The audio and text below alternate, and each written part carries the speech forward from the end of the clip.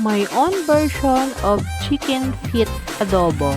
Gisahin lang natin sa bawang at sibuyas, luya. Lagyan natin ng asin at paminta. Sabayan na rin natin ng 1/2 na chicken cubes. Halu-haluin lang natin at saglit habang lulusawin natin ang aswete sa 1/4 cup na tubig. Mga 3 tablespoon po na annatto seeds o aswete. Ibuhos na po natin pero sasalain po natin ito para ma-separate po ang kanyang buto. Ito po ang magbibigay ng aroma at extra flavor sa chicken feet natin.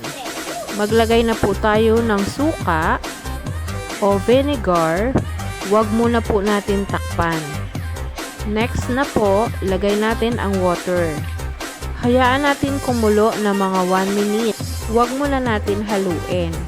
Pagkatapos po, pag naihalo na po natin, magiging ganito na ang kulay. Takpan na po natin at lutuin ng 5 minutes. Ang simula po ng pagbilang, pag-whistle po ng pressure cooker. 5 minutes lang po, pagkatapos po ng 5 minutes, patayin ang kalan. Hayaan po muna natin ng 10 minutes sa pressure cooker para maging ganito kalambot at malapot ang sabaw. Sarap! Thank you for watching!